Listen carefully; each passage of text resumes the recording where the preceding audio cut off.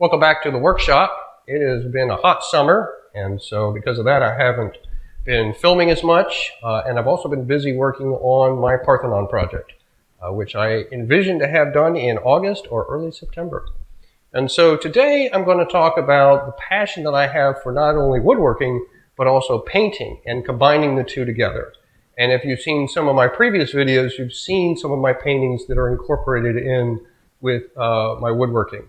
Things like the Apothecary Sequential Discovery Puzzle Cabinet, the set of drawers with the secret compartment, as well as the specialty plane case, and also the tea chest that I did with a little puzzle on the back of it, or on the bottom of the drawers. So we'll look at some of those examples and one of the new ones that I'm doing right now for the Parthenon.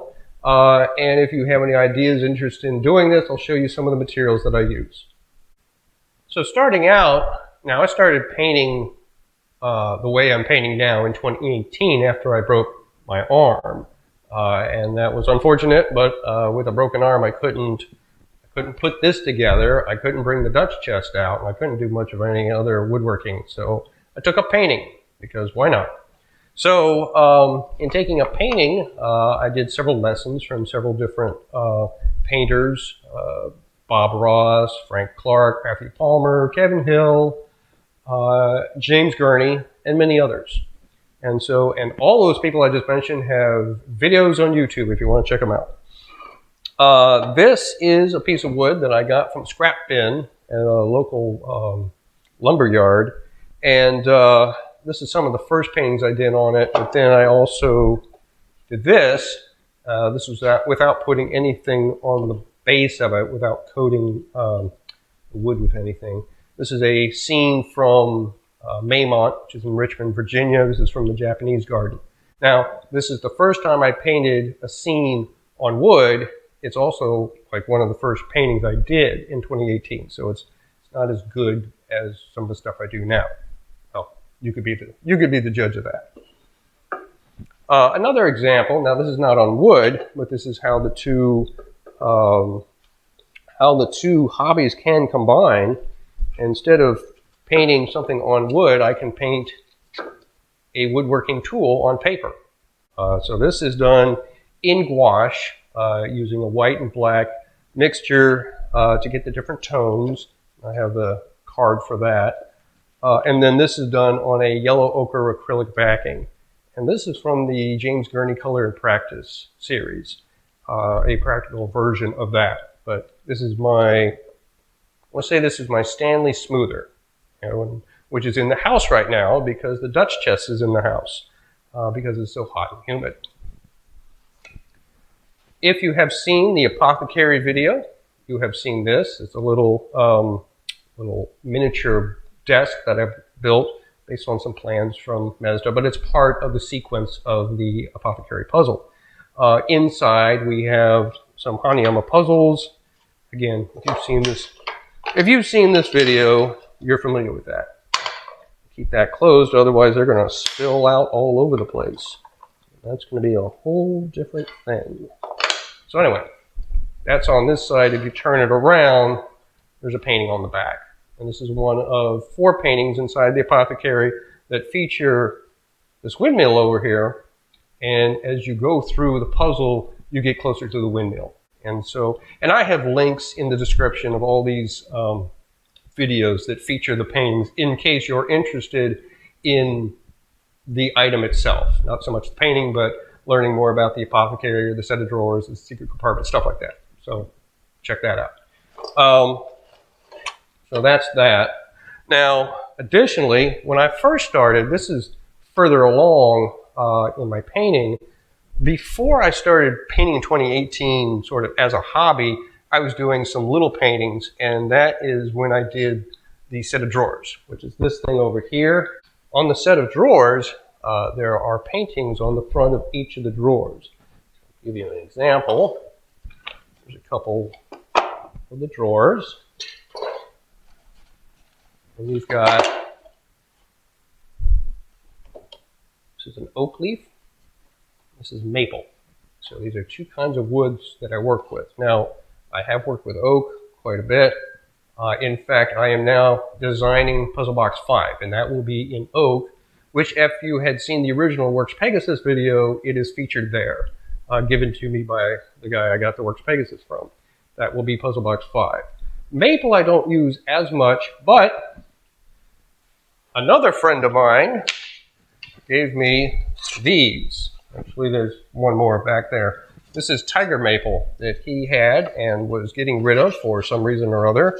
And so he unloaded it on me and said, oh, you can use them for drawer fronts or things like that. So more wood. So I should add that when I did these, I first put down a coat of shellac onto the board, 1 or 2 coats, and then did the painting. And that was suggested to me by a friend of mine who makes harpsichords, and his wife paints on them. And I had asked her how she preps the surface, and she said that they put shellac down first and then paint the scene or whatever they're going to do. And so that's what I did.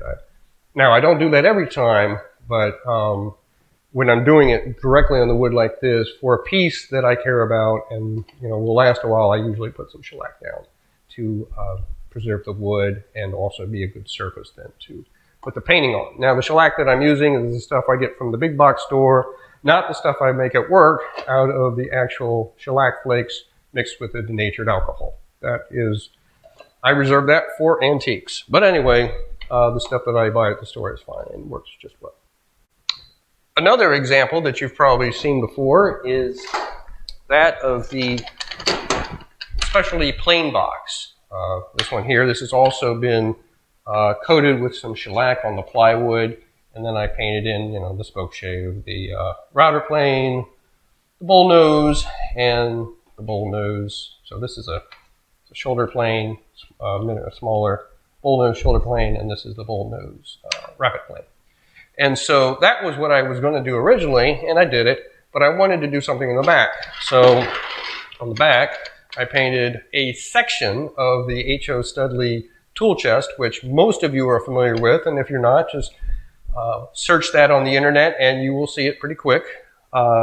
This is a very large tool chest that was made in the 19th century, and is a lot of woodworkers today build their own versions of it or replicas, and it's an incredible tool chest. And so this is the lower left corner.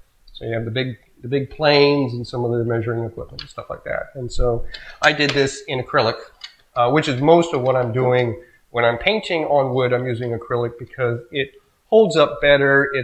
It works better for layering. You can, when you're using a watercolor, unless you coat it in some way and then add watercolor on top, you're always running into the possibility of reactivating it because the water will reactivate your watercolor, your gouache, whatever you're using. With the acrylic, once it dries, it's dried. And then you can layer on top of that with additional colors or whatever you're doing. And so I like to use acrylic for that. There are 2 paintings in the Apothecary. One is gouache and the other one's watercolor. And then the Bob Ross that's in the Apothecary, that is, I do it in acrylics because I don't work with oil. Because oil is a whole different ball game. Nothing against oil, but for my purposes, I'd rather not use oil. And so that Bob Ross is a acrylic for me. So right now this week, I'm doing this one. This is one of 4 paintings inside of the Parthenon. This is Cheekwood Mansion, and I'll show a closer view of this.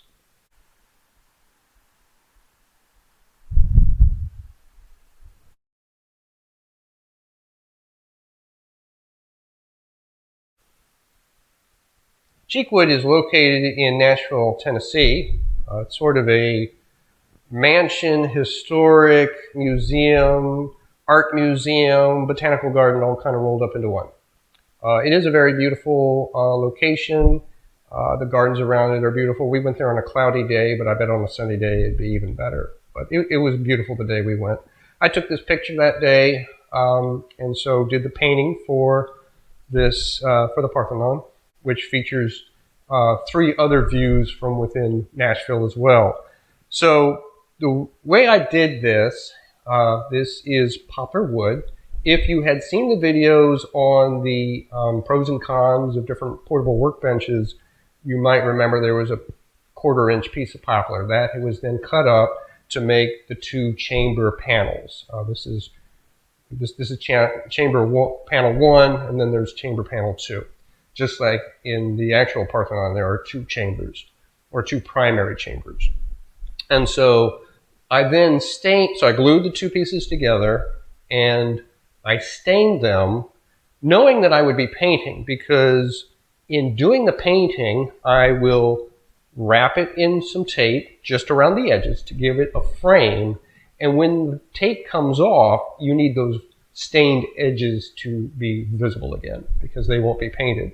And so to do that, I use some masking tape that you get from, or painter's tape, that you get from any big box store. They have these stuff. So it goes on easy and comes off easy. If it doesn't come off easy, you can always use a hairdryer or a hot gun or something like that, and that will remove it. And so I put that on first, and again, that's just around the edges, not only to give it a frame, but to protect the painting that's on the back, if that is already done, which in this case it is. And so to protect that other painting and to protect the sides, you put a tape on to do that. Then I will add an acrylic gesso, which you can get from any hobby big box store or small store. But get some acrylic gesso. I put it on. It goes on just like white acrylic paint. But the difference is I like to let it sit overnight to really solidify and harden on the surface, so that when you come the next time, or the next time you sit to paint, it's nice and hard. And then you just add your painting on top. Because it's acrylic paint, I can do the layer thing. I started this 4 days ago, and I've got 1 more day of some detail work to do. And I'm doing that slowly because I want to do it right.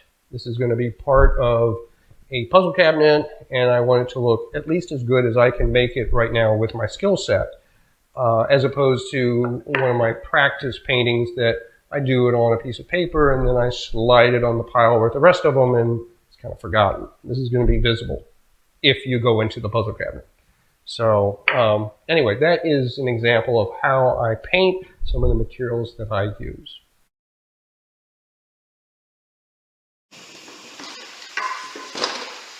So this piece is actually a Bob Ross. It's Autumn Fantasy from one of his TV shows. And it's mountains with a lake, the final painting. The final painting is a windmill from a larger landscape by Matthew Palmer in his book, Watercolor for the Absolute Beginner.